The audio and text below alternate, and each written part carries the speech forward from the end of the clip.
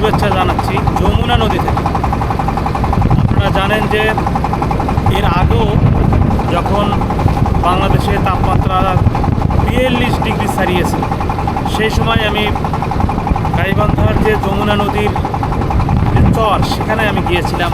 সেখানে আপনাদেরকে বলেছিলাম যে চর গুপ্তমণি বা চর রসুলপুর দেখতে মনে হচ্ছে একটা মরুভূমির মতো, কিন্তু এই সময়ে এসে সেই চরই কিন্তু অথই পানিতে নিমজ্জিত হয়ে গিয়েছে।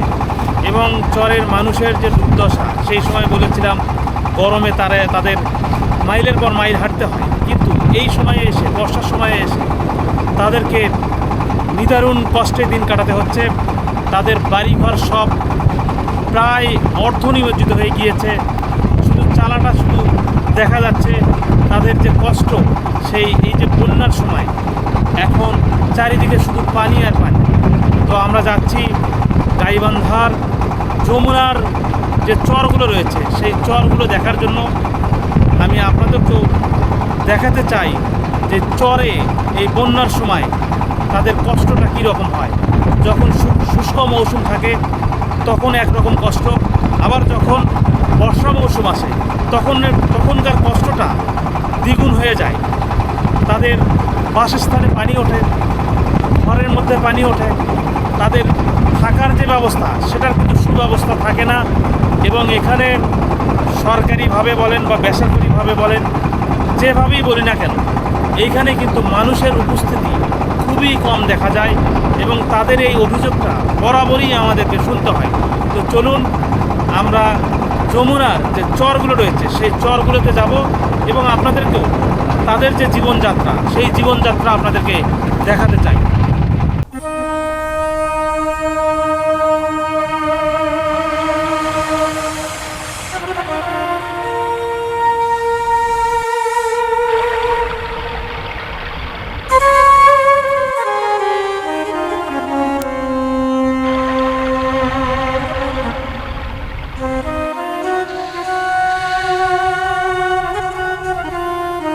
আমাদের গন্তব্য যমুনার সেই চর গুপ্তমণি।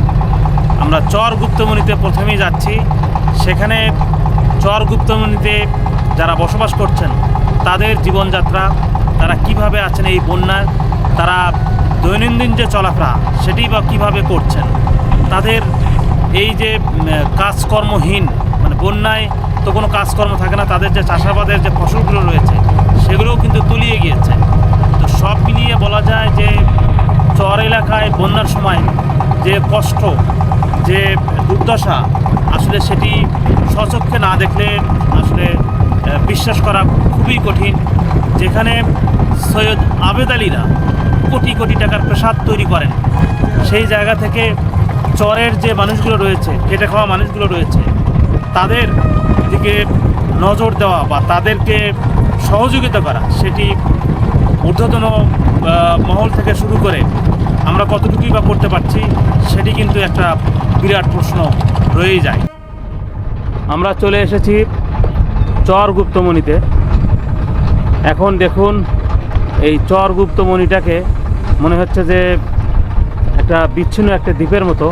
সেখানে দেখুন কোনো চারপাশে আসলে বের হওয়ার কোনো উপায় নেই। এখানে যদি আপনার নৌকা না থাকে তাহলে আপনি কোনোভাবেই বের হতে পারবেন না।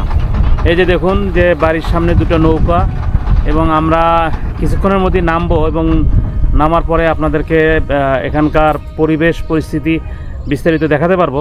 তবে এখান থেকে যা ধারণা করছি সেটি হলো যে এই যে গুপ্তমণির চরে আসলে কিন্তু মানে মানুষের যে স্বাভাবিক যে চলাফেরা সেটি কিন্তু ব্যাহত হচ্ছে এবং তারা একরকম পানিবন্দী হয়ে পড়েছে।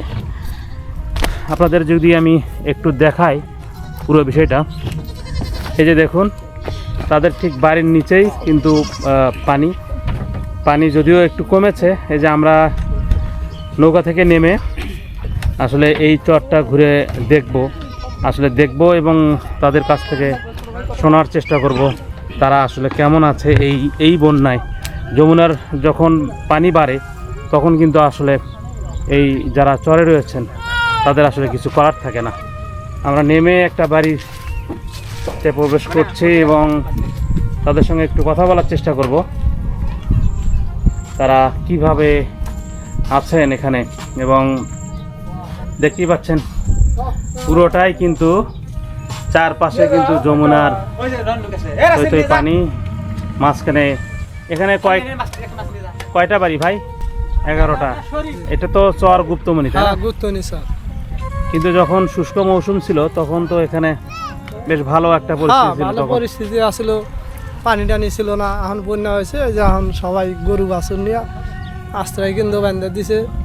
এটা আশ্রয় কেন্দ্র আমরা এটা কি সরকার থেকে করে দেওয়া হয়েছে এই আশ্রয় কেন্দ্র? না, এটা করছে হলো ফেন্সি। হ্যাঁ, ফেন্সি ফ্রেন্ডশিপ একটা বেসরকারি সংস্থা, তারা আপনাদের এই আশ্রয় কেন্দ্রটা করে দিচ্ছে। তাও এর আগে আপনারা কোথায় ছিলেন? এর আগে ওই পাশে ছিলাম, পানি উঠছে বাড়ি, পরে এখন গরু বাছুর নিয়ে আর হাজানা পরে না এই জায়গাতে আছে এই আশ্রয় কেন্দ্র। ও, আপনাদের বাড়িটা এখান থেকে আরো বেশ দূরে না? হ্যাঁ, বেশ দূরে, ওদিক। ও, তারপরে পানি ওঠার কারণে আপনারা এখানে চলে আসছেন। এমনিতেই তো নৌকা ছাড়া বা অন্যভাবে না, যাতায়াতের কোনো বুদ্ধি নেই। না, নৌকা ছাড়া বুদ্ধি নেই। আচ্ছা, কতদিন আপনার জন্মই কি এখানে? আমার জন্ম হলো এই কোচখালী। কোচখালী একই চর, কিন্তু ওই কোচখালী। এখানে আপনার বাপ দাদার ভিটা মাটি এখানে না? হ্যাঁ, বাপ দাদার ভিটা মাটি, এটাই আমাদের জমি। এই বন্যার সময় এই যে কষ্ট, তখন আপনারা কি শহরের দিকে মুখ করতে পারেন না? শহরের দিকে যেতে পারেন না? যেতে পারি, কিন্তু অতটুকু সামর্থ্য হয় না।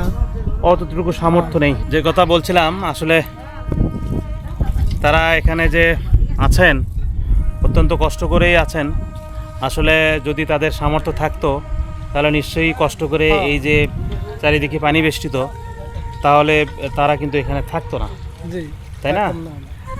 তো সেই জায়গা থেকে তাদের যে কষ্ট, একটা জিনিস ওনারা বললো যে ওনাদের বাসা হচ্ছে এখান থেকে আরও একটু দূরে ছিল, কিন্তু বন্যার কারণে তাদের গবাদি পশু আছে, সেই গবাদি পশুর কারণে পানিতে বাড়িঘর তলিয়ে গেছে, যে কারণে তারা এখানে এই জায়গাটা উঁচু, এই জায়গাটাতেই তারা আশ্রয় নিয়েছে। এবং একটা বেসরকারি প্রতিষ্ঠান ফ্রেন্ডশিপ, সেই ফ্রেন্ডশিপ তাদেরকে এখানে আপাতত একটু থাকার ব্যবস্থা করে দিয়েছে, যেখানে তারা আশ্রয় নিয়েছে। এবং গবাদি পশু যেগুলো রয়েছে, গরু, ছাগল, হাঁস, মুরগি সহ সব সহ তারা এই উঁচু জায়গাটিতে আশ্রয় নিয়েছে।